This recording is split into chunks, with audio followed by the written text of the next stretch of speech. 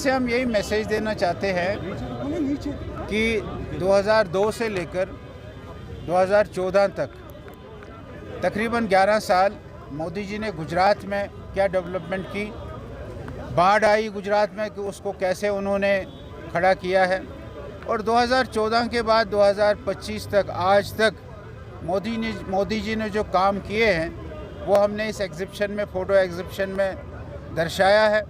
मोदी जी के अनेक स्कीम्स को दर्शाया है, मोदी जी ने जो काम किए हैं उनको दर्शाया है।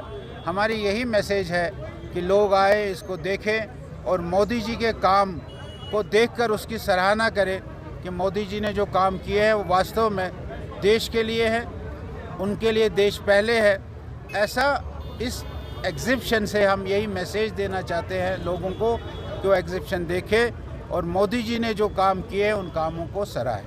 तो इस एग्जीबिशन के बाद ऐसा कहा जा रहा है कि मोदी जी खुद दौरा करेंगे जम्मू कश्मीर का, तो उस हवाले से कोई खबर और क्या तवक्का, क्या उम्मीदें रहेंगी उस दौरे से? नहीं, वो पैकेज घोषित करेंगे। अब जो सरकार ने लॉस असेसमेंट दिया होगा उस लॉस असेसमेंट के आधार पर वो अपनी पैकेज घोषणा करेंगे, जैसे उन्होंने बाकी 3 स्टेटों में किया है, जम्मू कश्मीर में भी करेंगे एक पैकेज की घोषणा। और उसकी असेसमेंट मुझे लगता है कि हमारे सरकार के लोगों ने, रेवेन्यू डिपार्टमेंट ने, एग्रीकल्चर डिपार्टमेंट ने, हॉर्टिकल्चर डिपार्टमेंट ने बनाया होगा, वो उनके पास जाएगा और वहाँ के सारे लोग एसेस करेंगे। यहाँ एक सेक्रेटरीज़ की टीम भी आई थी, वो जम्मू आई थी। जम्मू के बाद चीफ मिनिस्टर साहब ने कहा कि वो कश्मीर भी दौरा करे, वो कश्मीर भी आए। उन्होंने बडगाम गए, बडगाम के बाद फिर चीफ मिनिस्टर ने कहा कि नहीं, ऐसे से नहीं होगा। फिर उन्होंने एक दिन पोस्टपोन किया और वो अनंतनाग चले गए। उन्होंने भी असेसमेंट ली है, सरकार भी अपने असेसमेंट देगी, उसके आधार पर प्राइम मिनिस्टर पैकेज की घोषणा करेंगे। जैसे हम देख रहे हैं कि काफ़ी वक्त तक जो है नेशनल हाईवे बंद रहा और यहाँ पर कुछ सियासी पार्टियाँ इल्ज़ाम लगा रही कि ये अडानी और अंबानी के लिए ऐसा किया जा रहा है ताकि यहाँ पर जो एप्पल है वो उनको भेजे जा रहे हैं, तो कैसे? ऐसा नहीं होता है। रोड किसी ने बंद नहीं किया, रोड कुदरत ने बंद कर दिया। कुदरत ने ऐसे हालात बना दिए, बारिश यहाँ जितनी पड़ती थी उससे 3 गुना ज़्यादा पड़ी, क्लाउड बर्स्ट हुए हैं और उन क्लाउड बर्स्ट के कारण आपका रोड का इंफ्रास्ट्रक्चर काफ़ी डैमेज हो गया, और उस रोड इंफ्रास्ट्रक्चर से जो डैमेज हो गया उसके साथ लोगों को कठिनाई हुई है, परेशानियाँ हुई है, और हमारे फ्रूट ग्रोवर्स को भी परेशानी हुई। उसमें से फिर रेल के माध्यम से भी कुछ गया है और अब सड़क ठीक हो गई है, अब सड़क के माध्यम से भी जा रहा है।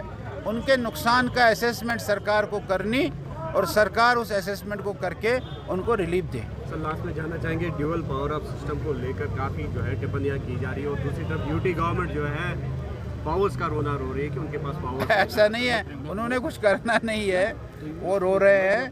ऐसा कोई नहीं, ये कोई पहला यूटी है जिसमें ड्यूअल ऐसा है, सब यूटी ऐसी है।